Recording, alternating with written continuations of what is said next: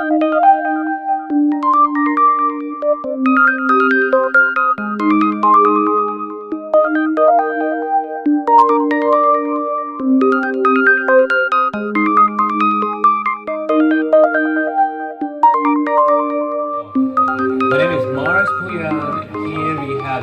Live with Haakon H, head of INVESTINOR, or how do you pronounce it in?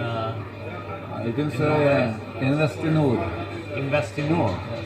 So what is INVESTINOR and what exactly you're doing in this company?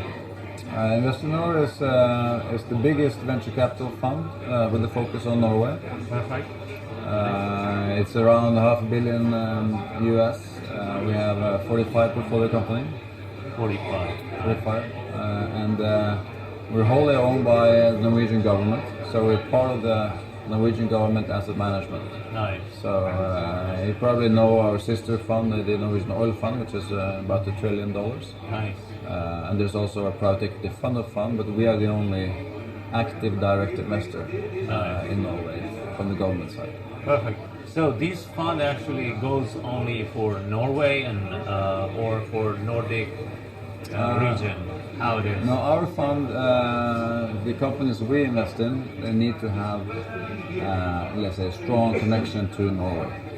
So, you know, normally they are originating from Norway. Perfect. Some of them move out, but maintain a link to Norway. Nice. And what is your connection with nHack now? You do helping? Yeah, well, we're one of the founding partners of nHack. I mean, Chris Rynning, the founder, has been an industrial advisor for INVESTINOR for many years. Nice.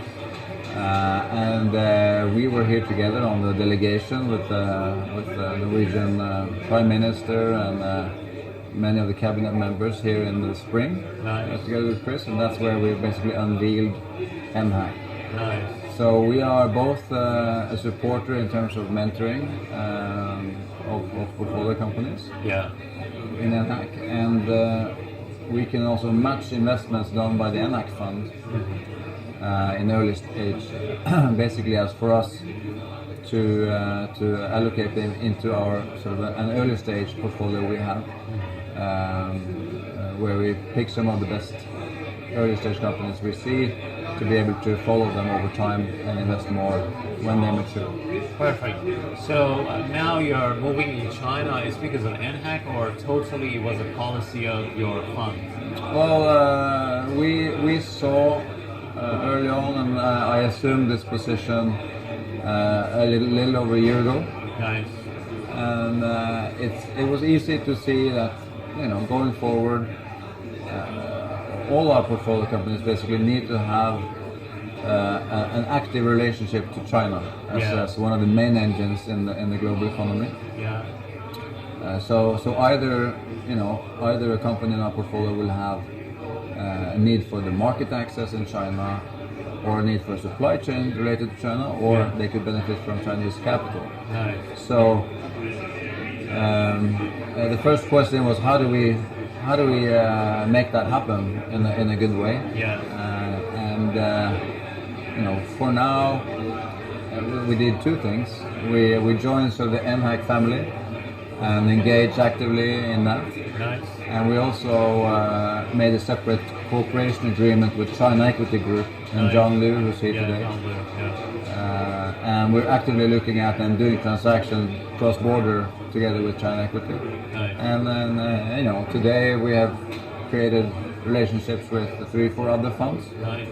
So we will try to find out how we then nurture the cross-border bridge between China and Norway in the best way. Either through then establishing joint ventures in China, getting Chinese investors into Norway to grow here. As you know that in the innovation ecosystem, one of the elements in innovation ecosystem is fund. Is money actually, yeah. So, but other parts are the government, universities, then the culture, and the market, economy, all those things together in that ecosystem. So, from a funding perspective, have you tried to build up or making a kind of or constructing a kind of relation with other elements of ecosystem Here in China. In Norway, In and Norway. then, after that in China. Yeah, in Norway definitely. We have an active strategy for that. So we team up with all the relevant pieces of the ecosystem, from the incubators, the research institutions, the universities, through to major industrial players that we co-invest with, and other governmental institutions as relevant. So in Norway, I feel that we have a good grasp and a good cooperation with all the major parts of the ecosystem. Nice. Here in China, it is less developed, I must say. Yeah. We have built a few, strong relationships, but we will have to come back here regularly over time to build that ecosystem. Yeah. Also here, and that's part of why we're here now. How do you see the vibe of innovation and entrepreneurship in China? Is it something different than the other places in the world? It is definitely one of the most active and vibrant entrepreneurial places I've ever seen. Nice. And it's such energy. Now we've been staying at the WeWork for a few days. Yeah. And there's people, there's so many startups there, and people there at all times of the night. And we know the activity in the capital markets. We know the strength of the Tencents and Alibabas and Baidu's of the market. It's just really impressive,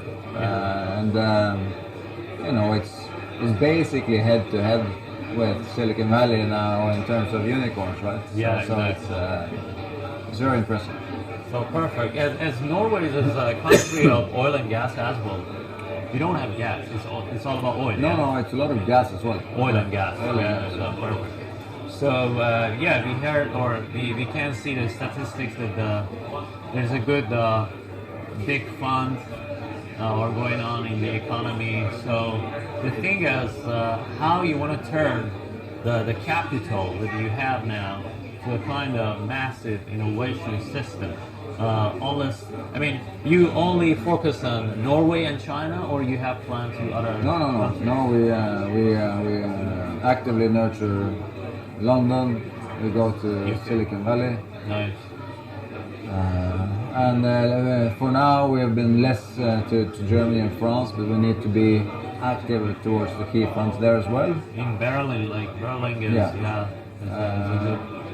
But when it comes to using our oil fund towards innovation, I think we have to balance how much is possible to allocate in terms of capital at one point in time.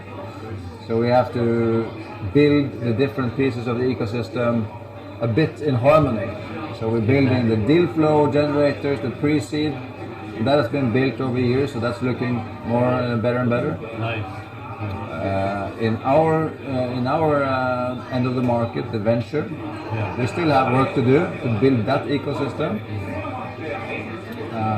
But we are quite active. We have done 45 investments this year, Nice. 30 follow-ons and 15 new investments. Nice. But we still want more funds to become active. I think the government will need to play a role in that, probably. Yeah. And when it comes to the more mature parts of the financial system, I think it's very well functioning. So,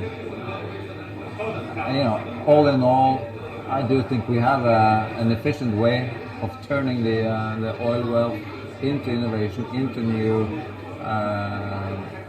ways of working. Perfect. Norway, as you said, the policy that you have been working on that is turning all those resources, financial resources, now that you have to a kind of country that can export tech to everywhere in the world. That's admirable. Because we know that most of oil and gas companies, automatically the economy depend on their, oil and gas and so on. And sometimes, if you want to see that, it's not good for the innovation and the technology part that they want to have in the economy. It's not good. But that is admirable about Norway. Anyway, then thank you so much. Really Thank you. appreciate for being here for your Thank you. time. Yeah, awesome. Thank you.